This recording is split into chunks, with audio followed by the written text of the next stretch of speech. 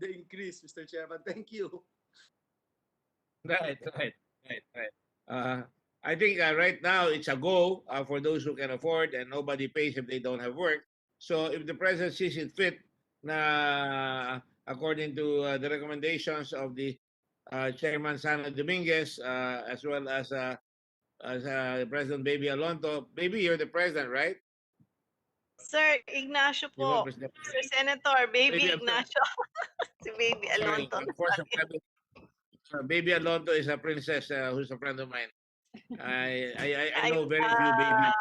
I'm a queen, Mr. Senator.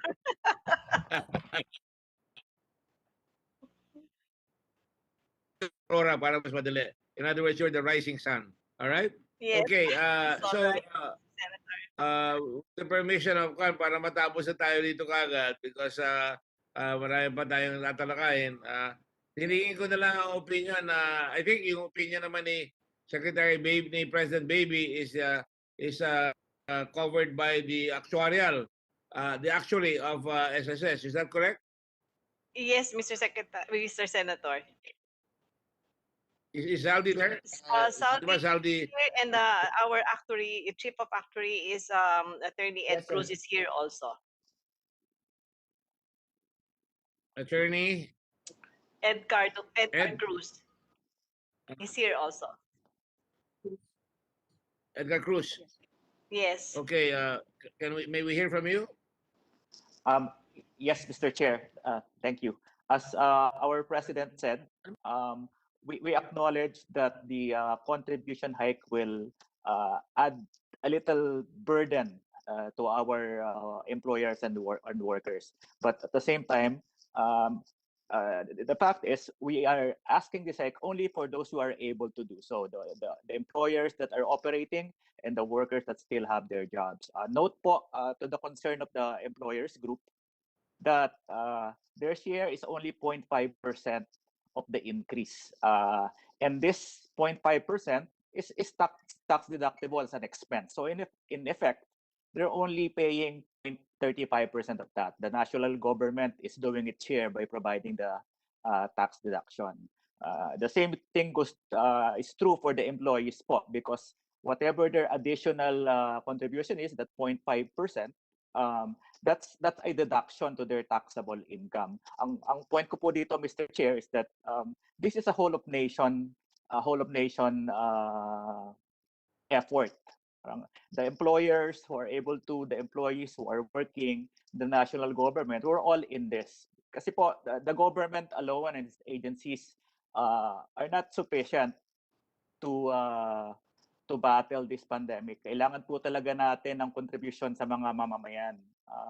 It's the true spirit bayanihan. We're asking them a little sacrifice, but that in the long run will benefit the entire membership of SSS. Hindi lang po for the future, but yung short-term mga disability and unemployment claims. Thank you, Mr. Chair. I think we're not saying that those employers who can pay the contribution as well as those employees who are employed in those companies will stop paying. They will continue. Kaya lang, because this is going to be a stretch, could be 5 years, lalala situation, baka ang mangyayari, masyadong hirap na dahil yung pambili natin, baka bumaba ang pambili. Ngayon, marami nang sinasabi. I'm sure Senator Villanueva is always up to date in terms of food prices and how it affects the employees of our country and the poor people of our country. Talagang dapat tingnan natin kung anong gagawin natin to alleviate their pain. So, to my mind, the quickest way is to have a nimble department like the executive, the president himself, can come in insofar as helping those who already have jobs but are nonetheless still having a hard time, if you accept my drift. So, walang problema doon sa may trabaho, pero kung mahihirapan na, the president can step in and either defer or go back to the old rate. It is up to him to do that. But insofar as those that have no work, well, pag nabayaran na yun ng 20,000 or 40,000, tapos ang obligation natin, nabawasan pa yung lifetime ng SSS dahil doon. So we just have to make a determination how we're going to proceed with that. Am I reading the tea leaves correctly? President Baby, Senator Villanueva, Yes, sir. is that the way you think? Yeah. So my position, therefore, and I'm subject to the to my friend and dear colleague Joel Villanueva and the rest of the committee, would be to make it more nimble and leave it to the president in consultation with the SSS when they have to take any action on suspending or deferring the increase. Would that be amenable to everybody? So much so that the way it will be as follows. The President of the Philippines shall have the power to suspend or defer the implementation of increases in uh, in contribution rates of the Social Security system mandated in this section by virtue of an order issued solely in times of a duly declared state of national emergency or a state of calamity for a period not exceeding 6 months. So hanggang 6 months lang yan sa proposal natin sa akin, no? Which may be extended to another 6 months upon determination by the President that further extension of the suspension of implementation of increases is necessary to protect public interest and welfare. So, would that be amenable to everyone, including Senator Villanueva, please?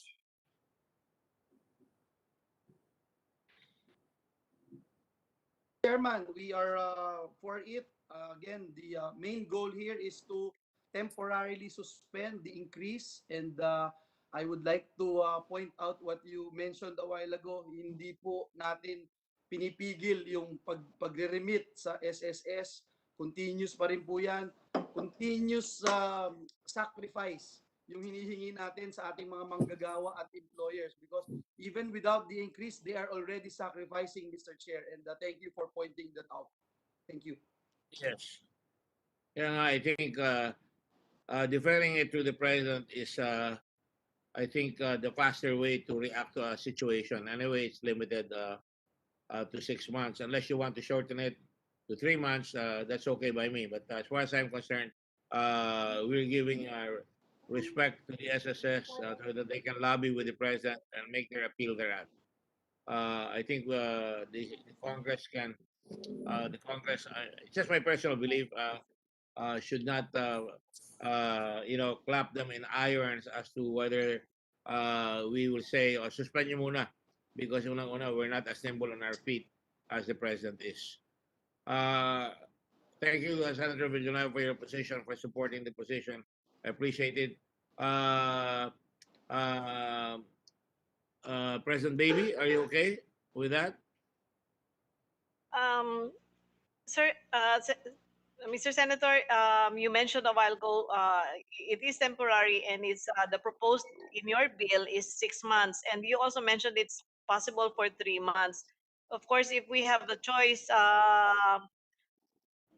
the our original position, of course, is not to defer, but the shorter the deferment, if there are no is there no other choice, it would be better if 3 months. But that's just my thought, sir. It's up to the president to say, I'll do it for 3 months or 2 months or 1 Yes. policy. Ganun yan, di ba? Yes, Huwag naman Mr. nating Senator. i-handcuff yung presidente. It's a very flexible 6 months, in other words. Mm-hmm. Mm-hmm. I understand, Mr. Senator. Are there any other comments on that note? If there are no other comments, I think we can proceed with the Mr. Chair. amendment as already stated. Yes. Yeah, Mr. Chair. Joe Cato po from the ship owners and yes, Joe. Deferrers Association. Yes, Mr. Senator.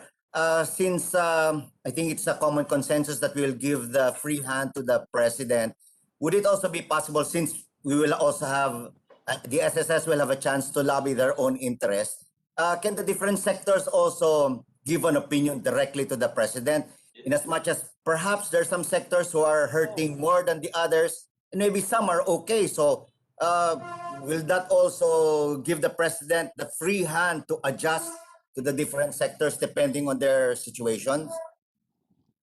then we can add upon consultation with the SSS and other sectors of the economy who may be affected by it, some more severely and some less. We can add that if you like.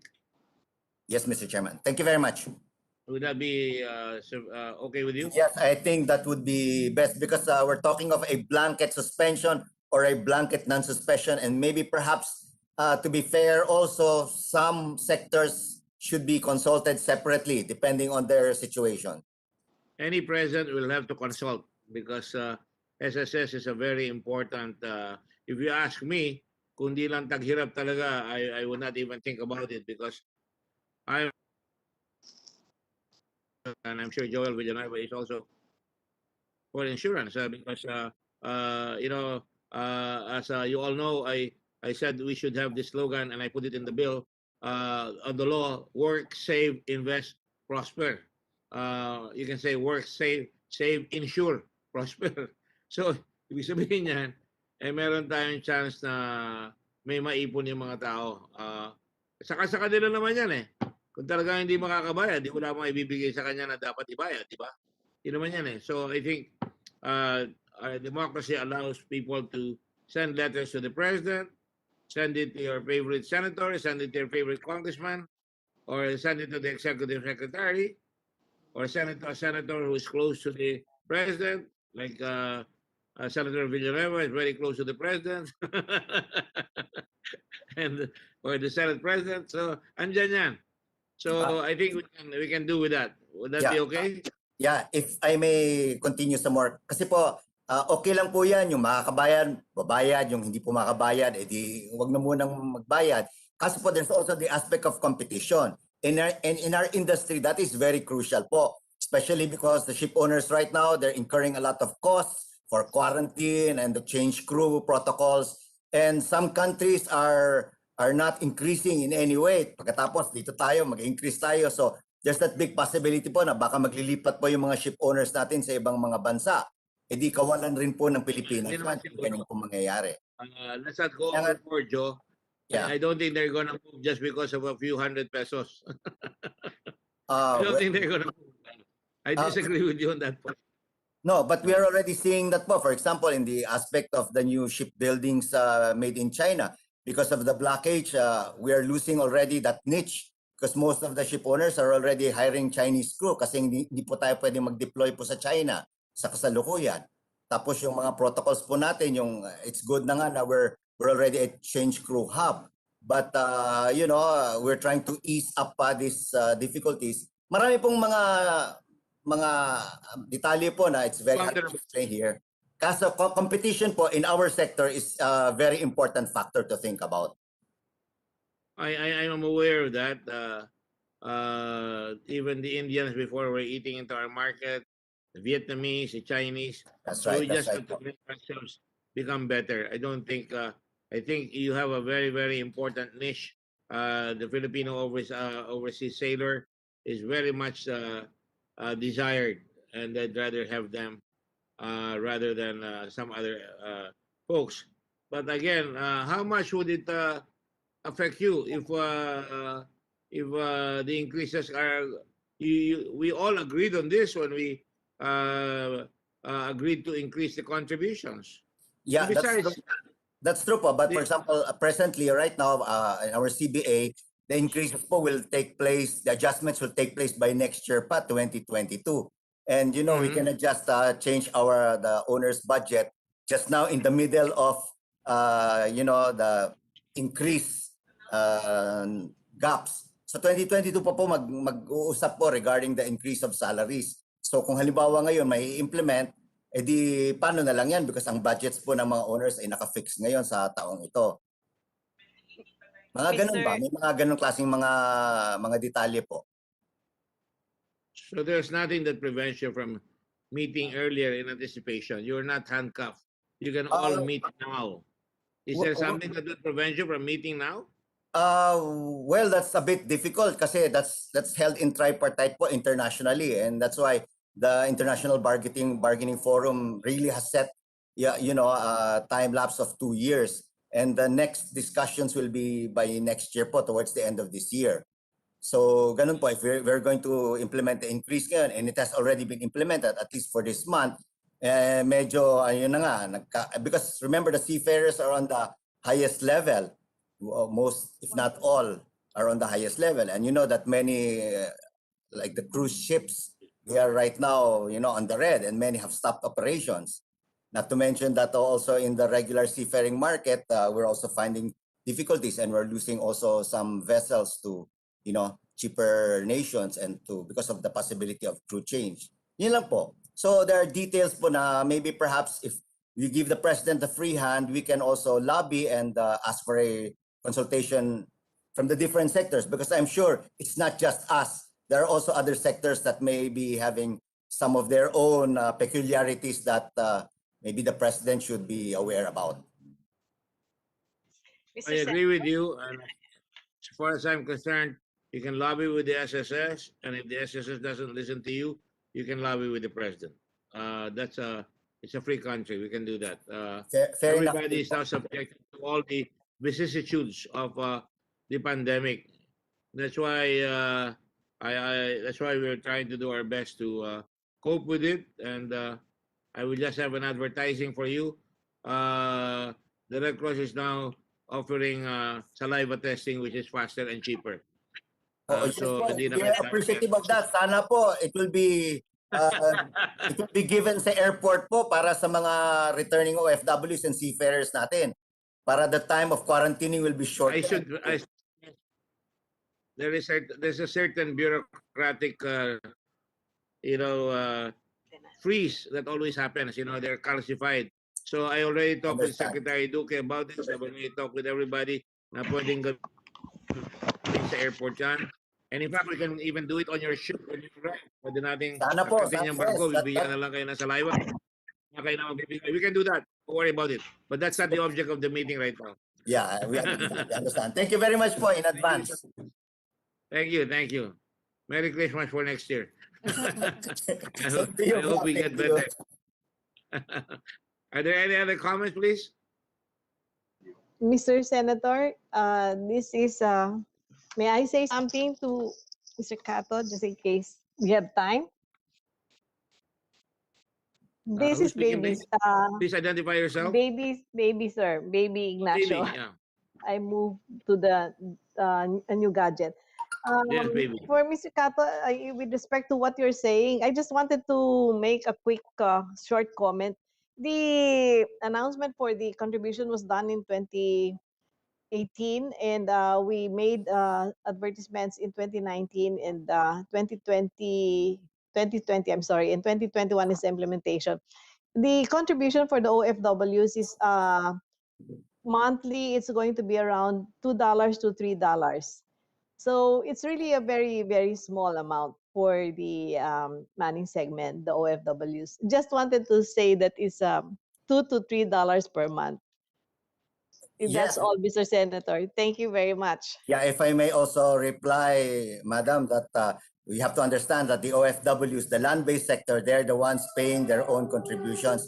Unlike the seafarers, whereby the owners have also that part. And even if you say $1, you multiply it by 400,000 seafarers, then that is a big amount for them, especially at this point in time whereby everybody's in a crunch.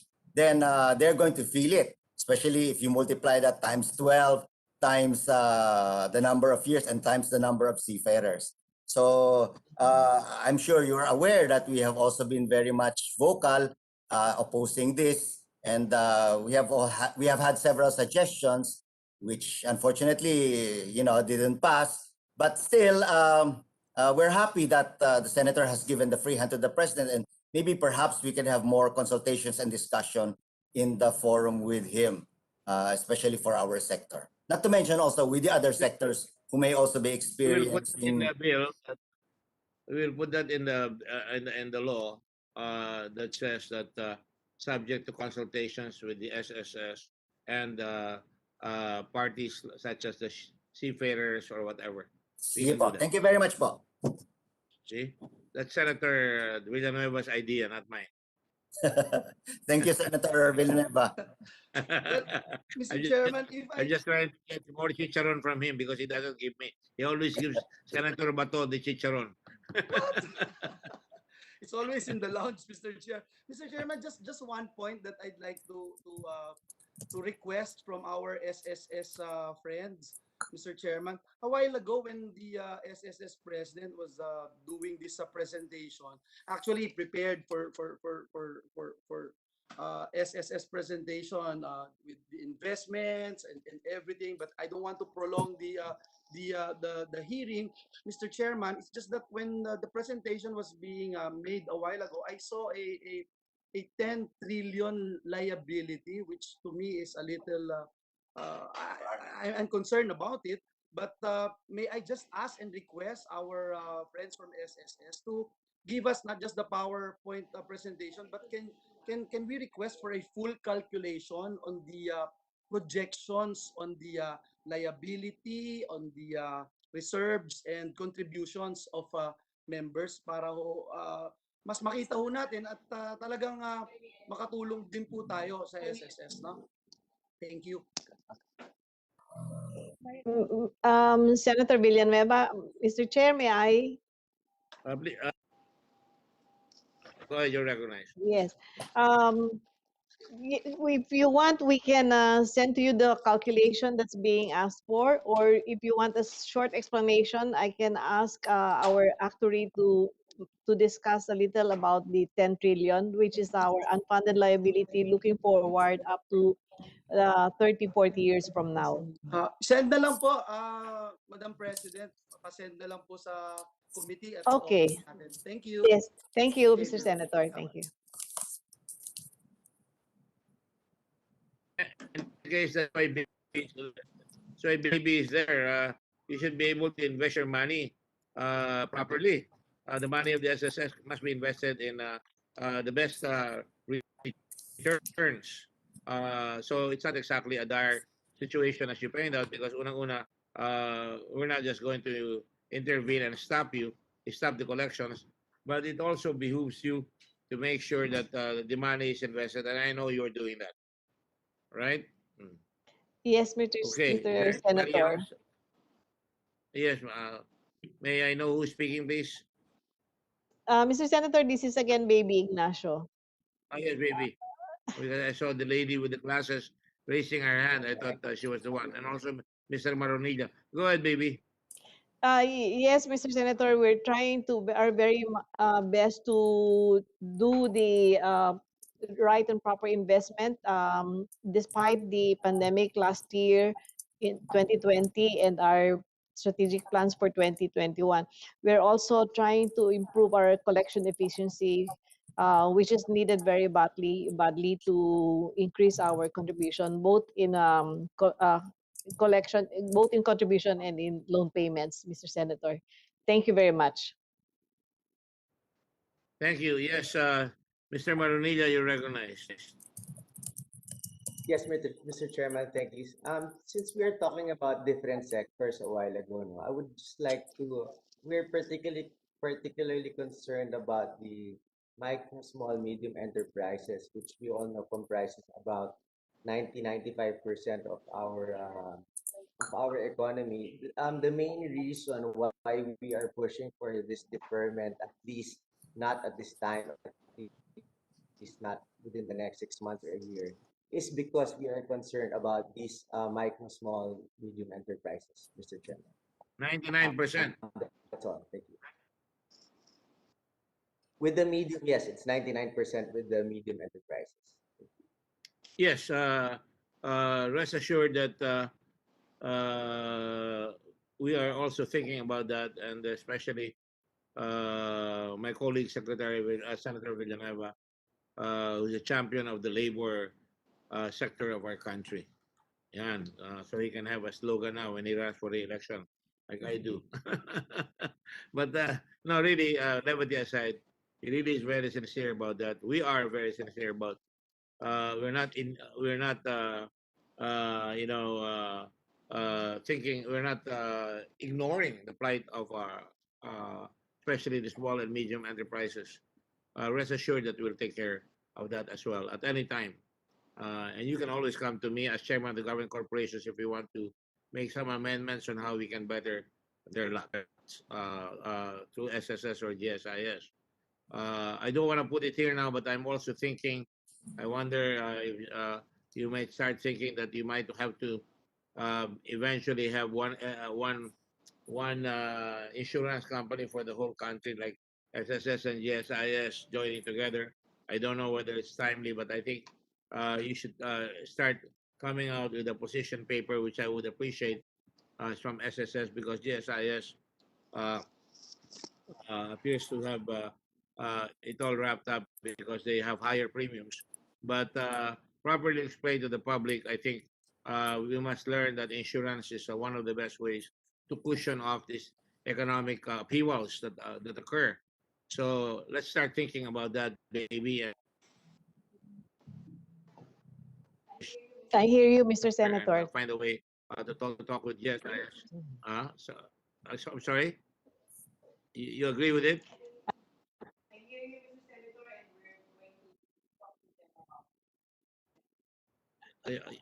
Well, I'm saying you hear me, and if you hear me, then Yes, I would appreciate something like a position paper on the matter, looking ahead, moving ahead. All right, because I want to make yes, sure that we have to borrow a civil code phrase in succession.